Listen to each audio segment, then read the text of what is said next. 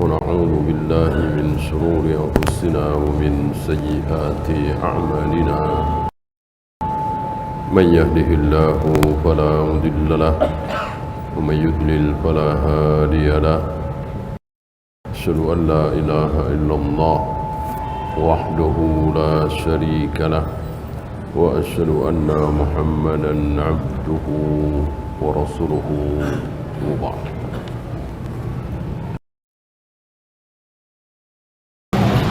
Kita meneruskan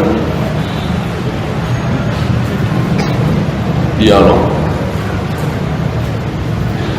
perbincangan antara penduduk surga dan penduduk neraka. Tempat yang sangat jauh sekali. Yang satu di A'la Illiyin, tempat yang paling tinggi. Yang satu di Asfal Safilin, tempat yang paling rendah. Entah berapa miliar kilometer jarak antara kedua tempat tersebut, tapi mereka bisa saling berbincang, bercakap-cakap,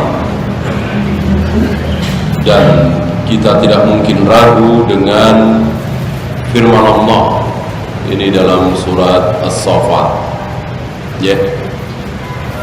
Maka jangan pernah menggunakan akal kita yang terbatas ini ketika mengimani dalil, ketika berbicara hal yang gaib, apalagi berbicara tentang Allah. Imani seiman-imannya, terima apa adanya, buang jauh-jauh akal, logika, nurani, perasaan. Serahkan kepada Allah apapun kata Allah tentang dirinya. Aku memiliki tangan dua, aku memiliki mata, aku memiliki wajah, aku memiliki jari. Imani seiman-imannya. Di sini beliau membawakan ayat ini. Perbincangan antara dua orang teman, sahabat dekat. Yang satu beriman, yang satu kafir. Dan dua-duanya sampai di akhirat berada di tempat yang sangat berbeda. Yang satu di tempat tertinggi, yang satu di tempat terendah, dan berbincang-bincang. Saya bacakan perbincangan mereka, dua orang ini. Qala tallahi in kitta laturdi. Hampir saja, demi Allah, hampir saja engkau mengajakku sesat. Karena sebagai teman dekat, dia mengajak si muslim ini, ikuti aku menyembah berhala. Tuhan itu ada tiga, atau Tuhan itu tidak ada. Ikuti aku, ikuti aku. Ada seperti itu dikisahkan dalam Al-Quran. Hanya Allah tidak menyebut siapa nama keduanya. Terjadi. Zahirnya ini di zaman Nabi SAW. Zahirnya sebelum ayat ini turun, sebelum As-Saffat ini ayat 56 ya turun, terjadi perbincangan dua orang, entah siapa dengan siapa. Mungkin Amr bin As dengan Musailamatul Al-Kadzab. Musailamah Al-Kadzab kan teman dekat Amr bin As, bisa saja. Atau Khalid bin Walid dengan teman dekatnya yang musyrik sampai mati.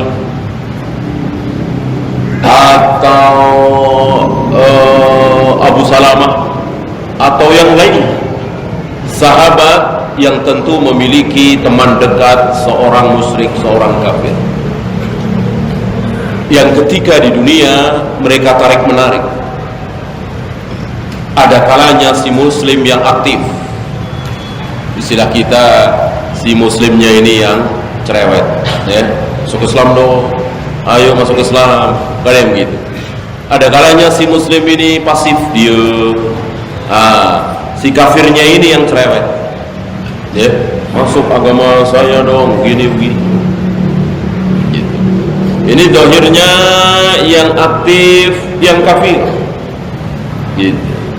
Mengajak setiap hari kepada kekafiran. Sampai di akhirat keduanya berada di tempat yang sangat berbeda. Satu masuk surga, satu masuk neraka. Yang masuk surga ini mengatakan kepada teman dekatnya yang sekarang berada di neraka kekal selama-lamanya di dalamnya, tallahi in kita la turdi, demi Allah hampir-hampir engkau mencelakakan aku, menyesatkan aku, mengajak aku sesat, untung aku tidak ikut engkau. Bahagia sekali dia. Sebaliknya teman dekatnya ini menyesal sekali, kenapa aku tidak ikut dia. Dan ini umum, bisa juga antara ahlu sunnah dengan ahlul bidah. Kan bisa saja pertemanan itu yang satu ahlu sunnah, yang satu ahlul bidah, tetapi akrab dari kecil, dekat, sama-sama jujur, sama-sama adil, sama-sama suka menolong, suka membantu, jadi akrab. Mungkin dalam satu bisnis saling amanah, tapi yang satu ahlu sunnah, yang satu ahlul bidah. Tentu saling mengajak. Yang ahlu sunnah mengajak kepada sunnah, yang ahlul bidah mengajak kepada bid'ah, walaupun dia tidak mengaku, tidak merasa bahwa itu bid'ah. Sampai di akhirat kejadiannya seperti ini, ya.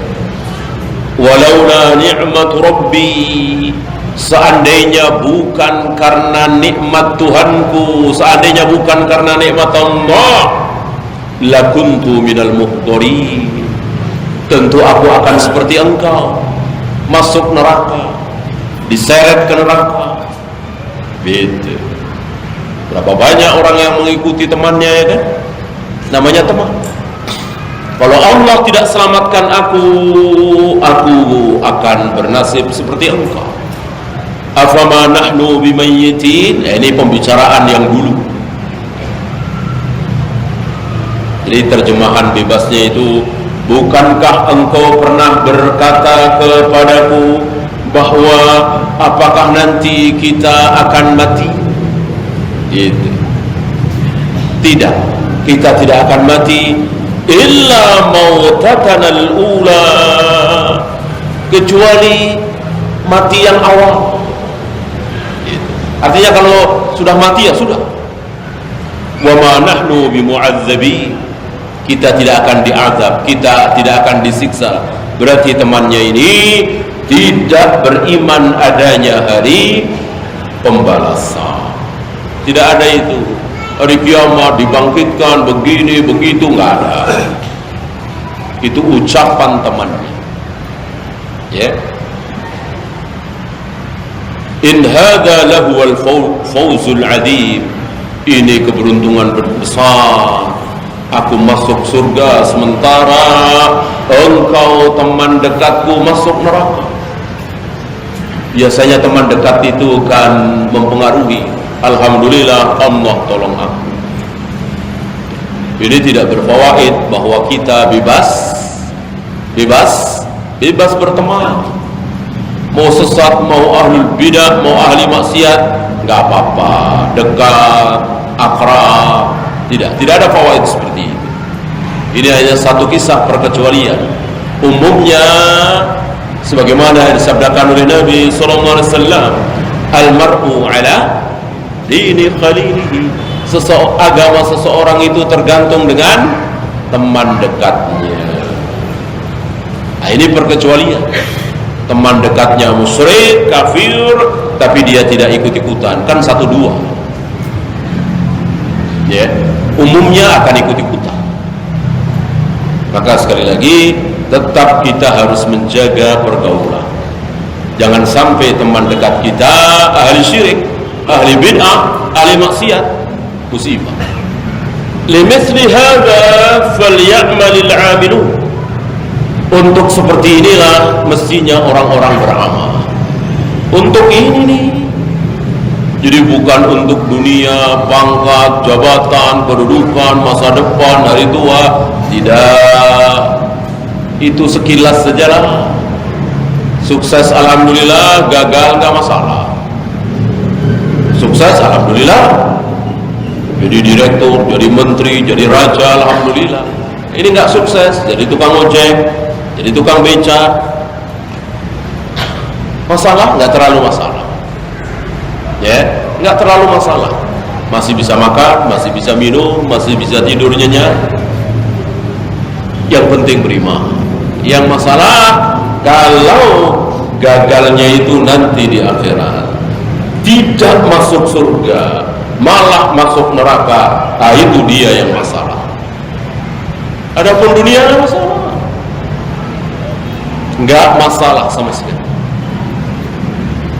Mendapatkan nikmat, alhamdulillah kita bersyukur. Mendapatkan musibah, kita bersabar. Apakah dua-duanya baik? Dua-duanya baik. Kata siapa? Kata Nabi SAW. Bahkan Nabi merasa heran. Ajaban li amril mu'min. Sungguh menakjubkan keadaan diri seorang muslim. Kenapa? Inna amrahu kullahu lahu khair. Karena seluruh keadaannya selalu baik. Tidak pernah seorang muslim, seorang mukmin itu berada dalam keburukan kecuali berbuat dosa. Artinya apa? Ketika dia kaya, baik, asal bersyukur. Ketika dia miskin, baik, asal bersabar. Ketika dia sehat, baik, asal bersyukur. Ketika dia sakit, baik, asal bersabar. Dan seterusnya. Berbolak-balik antara syukur, sabar, sabar, syukur. Selalu baik. Gimana seorang muslim akan putus asa padahal keadaannya selalu baik? Ayat selanjutnya mengkisahkan bagaimana penduduk neraka yang mereka memakan buah zakum, pohon zakum. Ini dialog antara penduduk surga dengan penduduk neraka.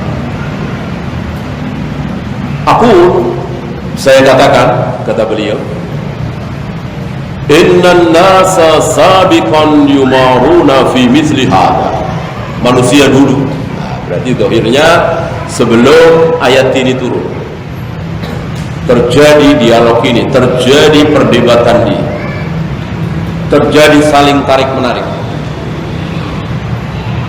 Kaifa yakunu fi a'la makanin wa yukhatibu man yanduru ilaihi wa yukallimuhu fi asfali makan. Bagaimana orang yang berada di tempat tertinggi bisa berbicara dan didengar oleh orang yang berada di tempat yang paling rendah. Walakin dhaharat al-an asya min sun'il bashar. Hari ini kita melihat ada sesuatu yang barangkali menambah keimanan kita. Bukan berarti kita lebih beriman dari para sahabat, para tabi'in, tidak. Tetapi para sahabat, para tabi'in, atba'ut tabi'in belum pernah melihat kamera, televisi, telepon, internet dan lain-lain. Ya. Tetapi mereka tentu beriman. Orang yang berada di tempat tertinggi bisa berbicara dan didengar oleh orang yang berada di tempat terendah dengan jarak miliaran kilometer. Nah, hari ini kita menyaksikan adanya telepon, internet, televisi dan lain-lain. Kita bisa berbicara di detik yang sama dengan orang yang ada di Saudi, ada di Eropa dan seterusnya. Ini bisa, apalagi di akhirat lebih bisa lagi, tanpa alat tentunya, nggak perlu pakai alat, mudah bagi Allah. Ya, ini sekali lagi bukan berarti kita lebih beriman dari para sahabat tabi'in, atba'ut tabi'in. Mereka tanpa itu semua beriman. Ringan sekali bagi mereka beriman, meyakini apa adanya tentang Allah, beriman tanpa pertanyaan, tanpa pembahasan. Tidak ada pembahasan di zaman sahabat apa yang dimaksud Allah bersemayam di arsy, tidak ada. Tidak ada sahabat yang membahas ayat ma mana'aka an tasjuda lima khalaqtu biyadayya. Aku telah ciptakan Adam dengan kedua tanganku. Adakah sahabat tabi'in, atba'ut tabi'in yang membahas ayat ini? Enggak ada. Enggak ada. Ar-Rahmanu 'alal 'arsy istawa. Allah yang Maha Rahman bersemayam di atas arsy. Adakah para sahabat yang membahas ayat ini? Tidak ada. Was-samawati matwiyatun biyaminih. Langit-langit itu akan aku gulung dengan tangan kananku, kata Allah. Adakah para sahabat tabi'in yang membahas ayat ini? Tidak ada. Artinya mereka nggak bahas karena mereka imani, faham bahwa Allah memang punya tangan dua. Allah akan menggulung langit dengan tangan kanannya. Maka tidak ada pembahasan. Kenapa dibahas oleh kaum falasifah, diikuti oleh kaum Qadariyah, Mu'tazilah, Asy'ariyah, Maturidiyah? Karena mereka mengimani ayat tersebut tidak seperti para sahabat. Kalau para sahabat mengimani apa adanya, bersemayam ya bersemayam, tangan ya tangan, wajah ya wajah, turun ya turun. Kalau mereka tidak. Mereka mengimani Ar-Rahmanu 'alal 'arsy istawa, mengimani. Tapi istiwa itu yang dimaksud apa? Ini dia. Ini yang beda mereka dengan para sahabat. Sahabat meyakini apa adanya, maka tidak dibahas. Istiwa itu apa? Semua orang tahu, orang Arab tahu, bahasa Arab. Istiwa itu bersemayam, berada di atas. 'Alal 'arsy istawa. Ya. Inilah keimanan para sahabat. Ma'annahu la yumkinu an nakisa ma fil akhirati ala ma fid dunya. Sementara tidak mungkin sama apa yang ada di akhirat dengan apa yang ada di dunia. Di dunia saja sanggup. Hari ini kita berbincang-bincang dengan orang yang berada di Mekah, di Madinah, bahkan melihat wajahnya. Ya. Bagaimana di surga? Lebih sanggup lagi, kecil sekali itu. Kita mengimani. Kemudian beliau membahas lafaz yandurun, melihat. Apa yang dilihat di sini dan melihat di sini adalah aktif, tidak pasif sebagaimana kemarin kita bahas. Seperti apa yang kita lihat di dunia ini pasif, ya, artinya yang di depan mata kita, gitu. Di balik itu kita tidak bisa lihat dan tidak semau kita. Ada yang bisa kita saksikan, ada yang tidak. Adapun penduduk surga dengan lafaz yandurun ini bebas, mau melihat apapun bisa, kecuali yang mereka tidak mau lihat. Apa misalnya aurat, mereka tidak ada keinginan melihat aurat, ya, yang tidak boleh dilihat, dan tidak ada keinginan melihat aib, karena memang tidak ada aib, dan tidak ingin mengingat-ingat aib. Tidak seperti kita di dunia ini, kita senang mengingat-ingat aib saudara kita. Apalagi ketika kita benci dengan dia, Sudah berlangsung 7 tahun yang lalu, 10 tahun yang lalu, kita masih sebut-sebut dan ada rasa nikmat di situ. Membicarakan aib saudara kita karena kita sedang benci dengan dia, karena kita sedang bersaing dengan dia, karena ada kepentingan. Penduduk surga kelak tidak ada keinginan seperti itu. Salamun qaulam min rabbir rahim. Ucapannya salam, tidak ada ucapan buruk. Berarti yanduruna ila Allah, melihat Allah, karena tentu tidak ada yang tidak ingin. Apapun yang ingin dilihat oleh penduduk surga pasti terlaksana.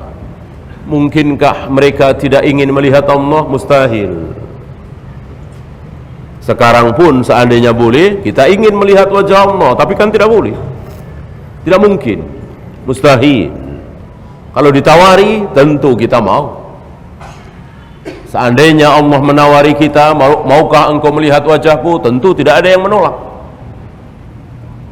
Siapa yang tidak ingin melihat wajah yang teragung, termulia?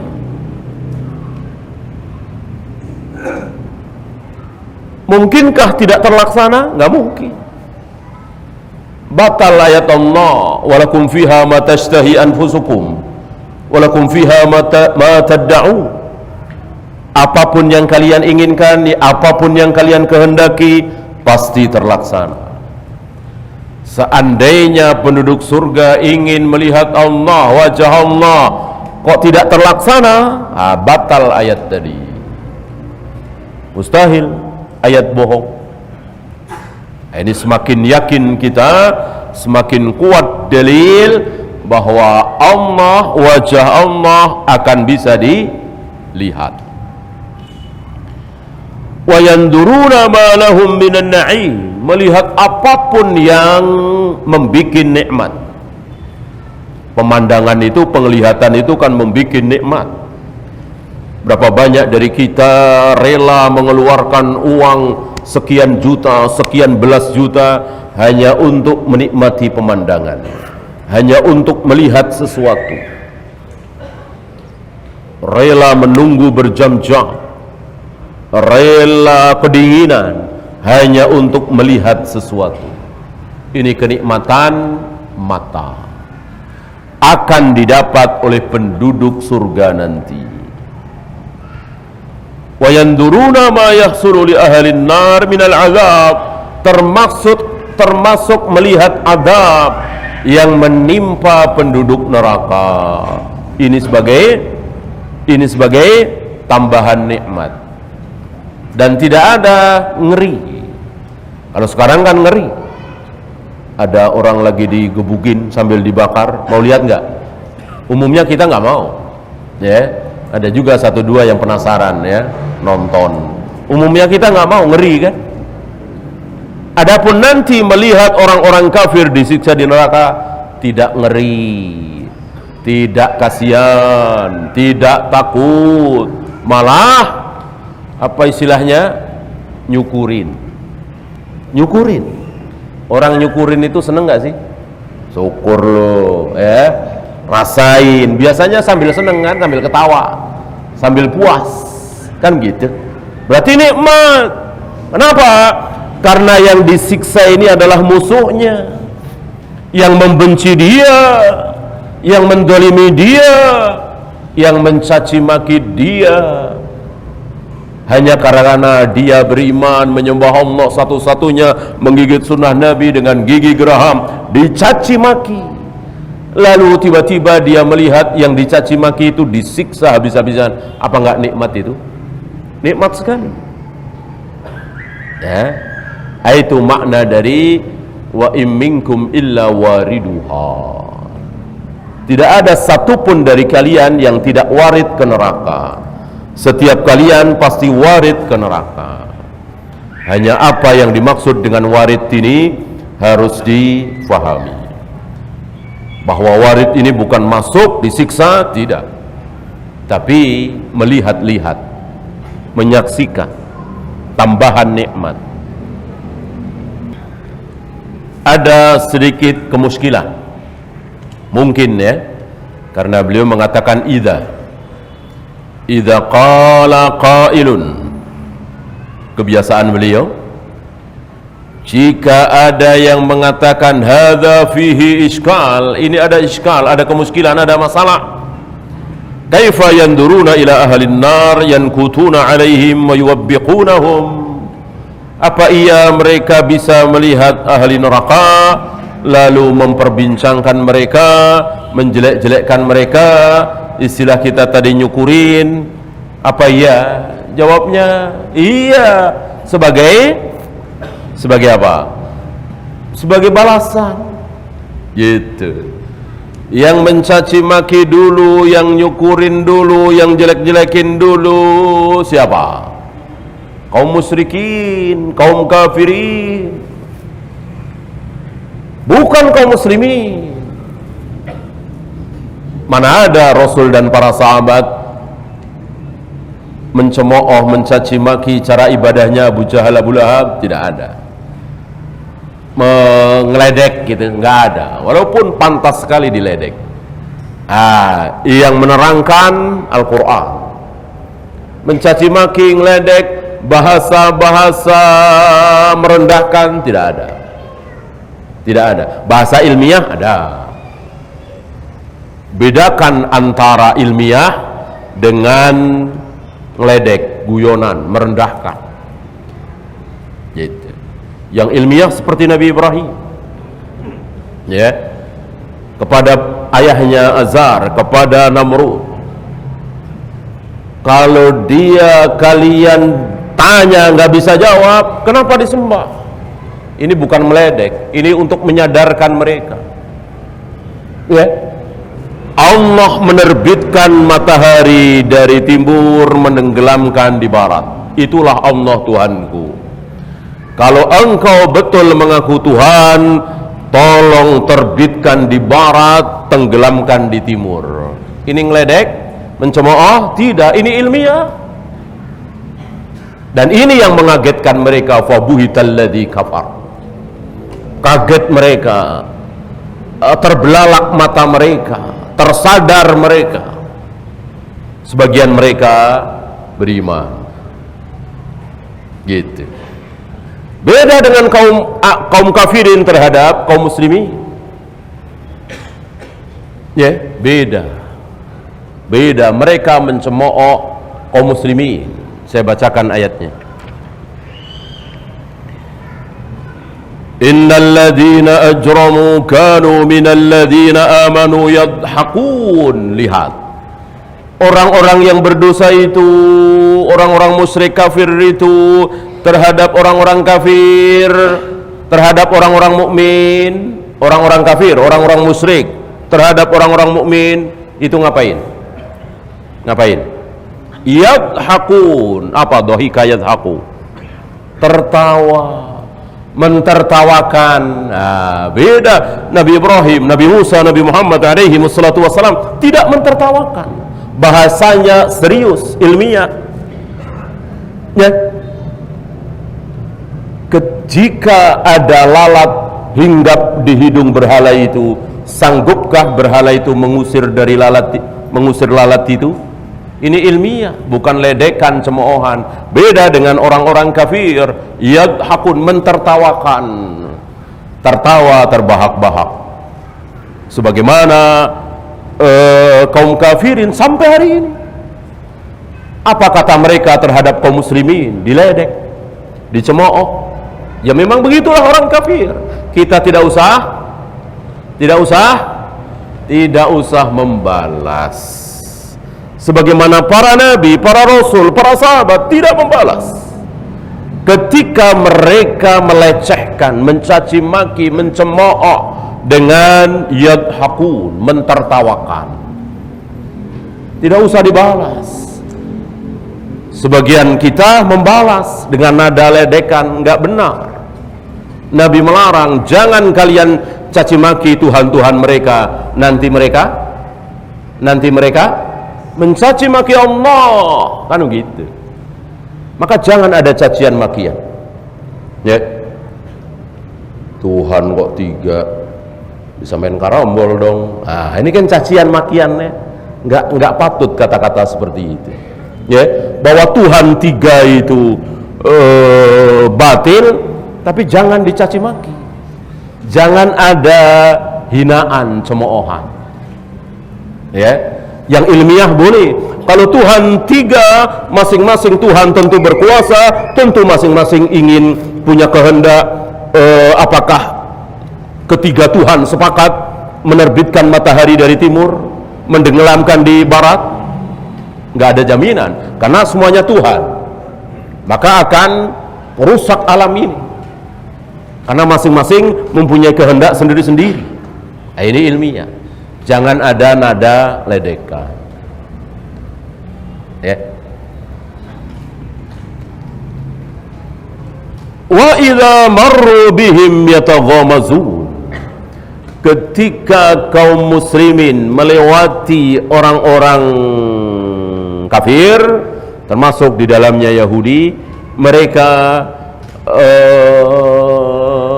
mengedip-ngedipkan mata, menghina. Ya biasa orang orang sesat ya biasalah. Kita juga suka begitu ya kan. Ini hindari, jangan melecehkan orang, ledek orang, menghina orang, walaupun kafir, walaupun musyrik. Ya. Jangan ada nada hinaan. Kalau ilmiah boleh. Wa idzan qalabu ila ahlihim, jika mereka kembali kepada keluarga mereka sesama kafir, in qalabu fakihin, mereka senang, tertawa-tawa. Ya. Kami berolok-olok gitu, mengolok-olok Muhammad dan teman-temannya itu. Ini sifat mereka sampai hari ini. Orang-orang kafir, termasuk ahlul bidah hari ini, mencaci maki ahlus sunnah. Ya. Maka dua tokoh ahlul bidah, Husain Al-Qarabisi dan Abu Thawr, pertama kali mendatangi rumah Imam Syafi'i, tujuannya mau ngapain? Tujuannya mau ngapain? Mau adu hujah, mau mudzakarah, mau diskusi? Tidak. Tujuannya mau mengolok-olok. Gitu. Kata Husain kepada Abu Thawr, atau mungkin terbalik, aku dengar belum lama datang di Baghdad ini, di kota kita ini, ahlul hadis, ahlus sunnah. Mari kita olok-olok dia. Memang selama ini begitu. Kaum Mu'tazilah ahlul kalam selalu mengolok-olok ahlus sunnah. Kurbannya siapa selama ini? Sebelum datangnya Imam Syafi'i, Imam Ahmad dan teman-temannya. Masih muda waktu itu. Imam Ahmad dan teman-temannya membahas haddatsana fulan, haddatsana fulan, haddatsana fulan, qala Rasulullah sallallahu alaihi wasallam begini-begini. Allah bersemayam di aras. Allah menciptakan Adam dengan kedua tangannya. Malaikat maut datang kepada Nabi Musa, ditampar pipinya. Kemudian Nabi Muhammad sallallahu alaihi wasallam ketika Mi'raj bertemu dengan Nabi Musa, kata Nabi Musa, enggak akan sanggup 50 rakaat, ayo naik lagi minta keringanan, kemudian turun lagi menjadi 40, naik lagi minta. Mereka mengolok-olok kisah-kisah sahih seperti ini. Ya. Dan sepertinya Imam Ahmad tidak punya jawaban. Maka Imam Ahmad mengaku, kami rendah, kami diolok-olok, kami dicaci maki. Siapa? Para pelajar hadis yang mengimani hadis-hadis Nabi diberolok-olok. Ya mirip sekarang barangkali. Ya. Dengan istilah Tuhannya Yahudi, Tuhannya Wahabi. Ya. Antum tahu Wahabi punya Tuhan? Duduk gitu kan di aras, ungkang-ungkang kaki, ditambah lain sama mereka ya. diperolok-olok, padahal kaum salaf meyakini Allah apa adanya sebagaimana apa yang ada di Al-Quran dan Sunnah, diolok-olok oleh mereka, oleh ahlul bidah ini. Masa Allah di atas gitu, masa Allah turun ke langit dunia setiap sepertiga malam yang mana tuh kan setiap detik ada sepertiga malam, Allah sibuk naik turun dong. Ini kan mengolok-olok. Yang mengatakan bahwa Allah turun ke langit dunia setiap sepertiga malam adalah Nabi Muhammad SAW. Diolok-olok, apa kalau tidak mengolok-olok hadis? Dan itu yang dilakukan oleh ahlul kalam, para falasifah Mu'tazilah terhadap Imam Ahmad dan teman-temannya, sampai datang Imam Syafi'i di Baghdad. Orang yang belajar hadis di Baghdad, kami kecil, diolok-olok sampai datang Imam Syafi'i, kata Imam Ahmad. Nah, ketika datang Imam Syafi'i ahlul hadis ini dan hujahnya luar biasa, maka habis mereka. Dari sini kita harus sadar, ketika kita belajar sunnah, belajar hadis, pastikah kita menang berhadapan dengan ahlul bidah? Pastikah? Belum tentu. Lihat Imam Ahmad kalah kan? Imam Ahmad kalah. Imam Ahmad ngaku, kami diolok-olok, kami dikucilkan, kami direndahkan oleh ahlul kalam, sampai datang Imam Syafi'i. Antum kira Imam Ahmad bodoh? Antum kira Imam Ahmad enggak tahu apa-apa tentang hadis? Beliau alim, tapi tidak mentang-mentang tahu, pelajar, lalu bisa berhadapan dengan ahlul bidah. Belum tentu. Maka jangan sombong, jangan merasa besar, saya kan ahlu sunnah, mosok debat dengan ahlu bid'ah, kalah. Nggak boleh. Imam Ahmad kalah. Sampai datang Imam Syafi'i, habis. Dua tokoh ahlul bidah ini, ahlul kalam ini, habis di hadapan Imam Syafi'i. Dari pagi menjelang siang sampai malam, sampai gelap malam. Tanya dijawab, tanya jawab, tanya jawab. Dan jawaban Imam Syafi'i selalu qala Allah wa qala Rasul, qala Allah wa qala Rasul. Itu jawaban beliau. Tidak ada ra'yu beliau. Dibikin kecil ini. Dua tokoh ahlul bidah ini dibikin kecil. Di kemudian hari mereka berdua mengatakan, malam itu kami tinggalkan rumah Imam Syafi'i, sekaligus kami tinggalkan bid'ah kami, syubhat kami, taubat di hadapan Imam Syafi'i. Lalu masuk ahlus sunnah. Masuk waktu belum ya? Ini dia.